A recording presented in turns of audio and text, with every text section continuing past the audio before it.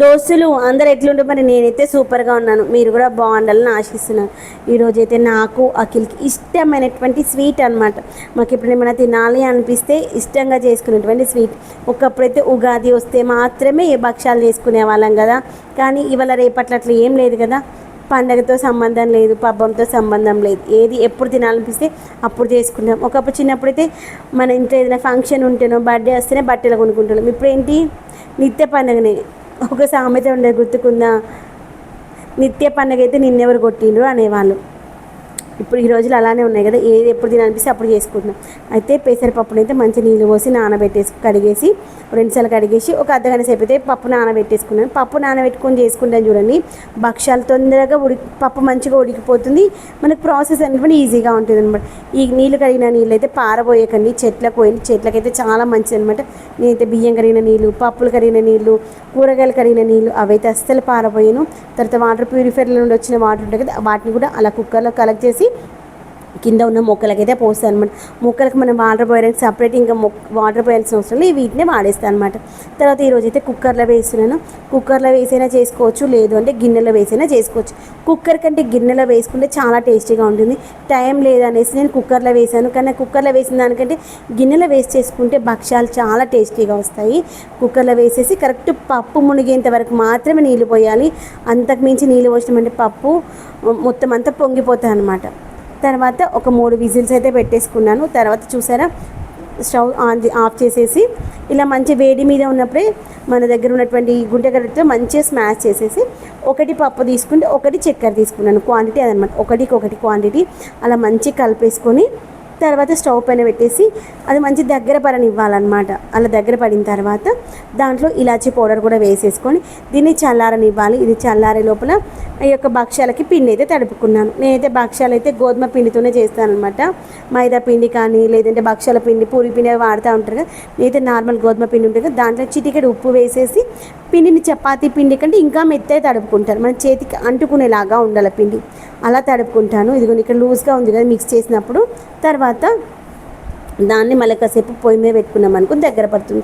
తర్వాత నేనైతే భక్ష్యాలు చేసుకోవడానికి మన తోటలో ఉన్నటువంటి బాదం ఆకులు ఉన్నాయి కదా, ఆ యొక్క బాదం ఆకులపైన చేస్తాను. ఆకులపైన చేస్తే టేస్ట్ మంచిగా ఉంటుంది. బాదం ఆకులు కూడా ఆరోగ్యానికి చాలా మంచిది అనమాట. ఇదిగోండి పిండిలా మనకి చేతికి అంటుకుంటా ఉంది చూడండి, ఇలా అంటుకునేలాగా ఉండాలి. ఇది ఇంకొంచెం గట్టిగానే అనిపిస్తుంది అనమాట. అందుకే నేను కొంచెం వాటర్ పెట్టుకుంటాను. ఇంకొంచెం వాటర్ పెట్టేసుకొని పిండిని ఇంకొంచెం స్మూత్ చేసుకోవాలన్నమాట.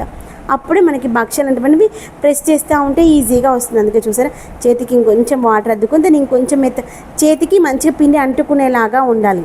తర్వాత పెంక పొయ్యి మీద పెట్టేసుకొని మంచిగా నెయ్యి వేసుకొని కాల్చుకోవాలి. భక్ష్యాలు బాగుంటాయి. ఆల్రెడీ అక్కడ పెంక వేడవుతూ ఉంటుంది. నాన్ స్టిక్ ప్యాన్ పైన కాకుండా మనం చపాతీ చేసుకునే పెంక ఉంటుంది కదా, దానిపైన చేసుకోవాలి, బాగుంటుంది. ఇంకా ఇదిగోండి నేనైతే ఇలా ఆకుపైన చేస్తున్నాను కదా. ఫస్ట్ అయితే కొంచెం నెయ్యి వేసేసుకొని నెయ్యిని మనము ఆకుపైన ఫస్ట్ వేసుకోవాలి. ఆకుపైన వేసేసుకుంటే మంచిగా వస్తుంది. ఇక చూసారా, పిండి క్వాంటిటీ కంటే లోపల పెట్టేటువంటి పూర్ణం క్వాంటిటీ ఎక్కువగా ఉండాలి, అప్పుడు బాగుంటుంది. అది వేడివేడిగా ఉంది, దాన్ని మొత్తం ఇలా అనేసి ఫస్ట్ ఏంటంటే మన చేతికి తర్వాత ఆకుకి ఫస్ట్ నెయ్యి రాసుకోవాలి. నెయ్యి రాసేసుకొని స్టవ్ కొంచెం చిన్న చేసుకున్నాం అనుకో మెల్లగా మెత్తగా పెంక వేడైతే ఉంటుంది. ఇలా ఆకుపైన ఇలా వేళ్ళతో మంచిగా ప్రెస్ చేస్తూ తర్వాత భక్ష్యం పిండి ఎక్కువ తీసుకోవాలి లోపల చేసేటువంటిది. తర్వాత ఇలా ఆ యొక్క పూర్ణాన్ని లోపల మూసేస్తూ పిండిని పైన కవర్ చేసుకోవాలి. ఒకవేళ మనకు పైన పెట్టినటువంటి పిండి కొంచెం ఎక్కువ ఏమని అనిపించింది అనుకోండి, అది తీసేసేయాలి. ఎక్కువ పెట్టామనుకోండి అస్సలు మంచిగా ఉండాలన్నమాట, గుర్తుపెట్టుకోండి.